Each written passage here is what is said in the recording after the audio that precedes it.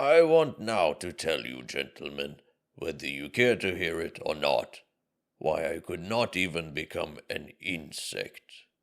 I tell you solemnly that I have many times tried to become an insect, but I was not equal even to that. I swear, gentlemen, that to be too conscious is an illness, a real thoroughgoing illness. For man's everyday needs, it would have been quite enough to have the ordinary human consciousness, that is, half or a quarter of the amount which falls to the lot of a cultivated man of our unhappy 19th century, especially one who has the fatal ill luck to inhabit Petersburg, the most theoretical and intentional town on the whole terrestrial globe. There are intentional and unintentional towns.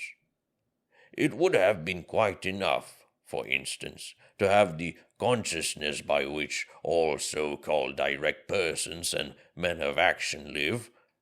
I bet you think I am writing all this from affectation, to be witty at the expense of men of action, and what is more, that from ill-bred affectation I am clanking a sword like my officer. But, gentlemen, whoever can pride himself on his diseases and even swagger over them? Though, after all, everyone does do that. People do pride themselves on their diseases, and I do, maybe more than anyone. We will not dispute it. My contention was absurd. But yet I am firmly persuaded that a great deal of consciousness, every sort of consciousness, in fact, is a disease. I stick to that. Let us leave that too for a minute. Tell me this. Why does it happen that at the very moments when I am most capable of feeling every refinement of all that is sublime and beautiful, as they used to say at one time, it would, as though of design, happen to me not only to feel but to do such ugly things,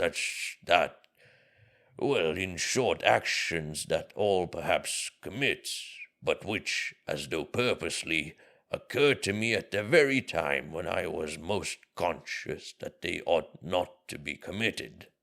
The more conscious I was of goodness and of all that was sublime and beautiful, the more deeply I sank into my mire, and the more ready I was to sink in it altogether. But the chief point was that all this was, as it were, not accidental in me, but as though it were bound to be so. It was as though it were my most normal condition, and not in the least disease or depravity, so that at last all desire in me to struggle against this depravity passed. It ended by my almost believing, perhaps actually believing, that this was perhaps my normal condition. But at first, in the beginning, what agonies I endured in that struggle! I did not believe it was the same with other people, and all my life I hid this fact about myself as a secret. I was ashamed. Even now perhaps I am ashamed.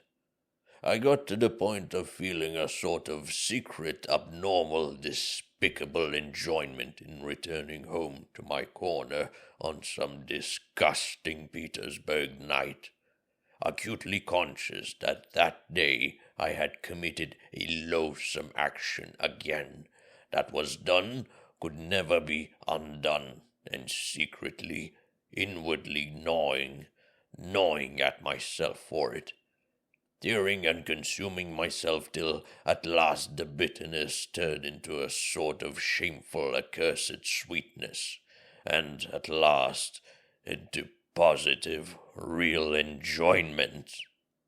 Yes, into enjoyment. I insist upon that. I have spoken of this because I keep wanting to know for a fact whether other people feel such enjoyment. I will explain. The enjoyment was just from the too intense consciousness of one's own degradation. It was from feeling oneself that one had reached the last barrier, that it was horrible, but that could not be otherwise, that there was no escape for you, that you never could become a different man, that even if time and faith were still left you to change into something different, you would most likely not wish to change. Or if you did wish to, even then you would do nothing, because perhaps in reality there was nothing for you to change into. And the worst of it was, and the root of it all, that it was all in accord with the normal fundamental laws of over-acute consciousness, and with the inertia that was the direct result of those laws, and that consequently one was not only unable to change, but could do absolutely nothing. Thus it would follow, as the result of acute consciousness, that one is not to blame in being a scoundrel, as though that were any consolation to the scoundrel once he has come to realize that he actually is a scoundrel. But enough. I have talked a lot of nonsense, but what have I explained? How is enjoyment in this to be explained? But I will explain it. I will get to the bottom of it. That is why I have taken up my pen. I, for instance, have a great deal of amour propre. I am as suspicious and prone to take offense as a humpback or a dwarf. But upon my word, I sometimes have had moments when, if I had happened to be slapped in the face, I should, perhaps, have been positively glad of it. I say in earnest that I should probably have been able to discover even in that a peculiar sort of enjoyment. The enjoyment, of course, of despair. But in despair there are the most intense enjoyments, especially when one is very acutely conscious of the hopelessness of one's position. And when one is slapped in the face, why then the consciousness of being rubbed into a pulp would positively overwhelm one. The worst of it is, look at it which way one will, it still turns out that I was always the most to blame in everything. And what is most humiliating of all, to blame for no fault of my own, but, so to say, through the laws of nature. In the first place, to blame because I am cleverer than any of the people surrounding me. I have always considered myself cleverer than any of the people surrounding me, and sometimes, would you believe it, have been positively ashamed of it. At any rate, I have all my life, as it were, turned my eyes away and never could look people straight in the face.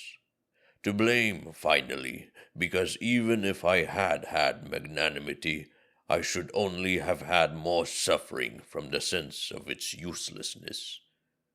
I should certainly have never been able to do anything from being magnanimous, neither to forgive, for my assailant would perhaps have slapped me from the laws of nature, and one cannot forgive the laws of nature, nor forget, for even if it were owing to the laws of nature, it is insulting all the same.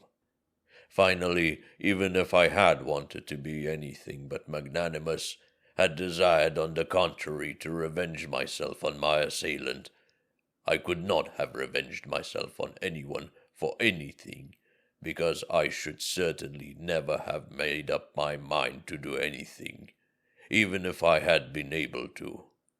Why should I not have made up my mind?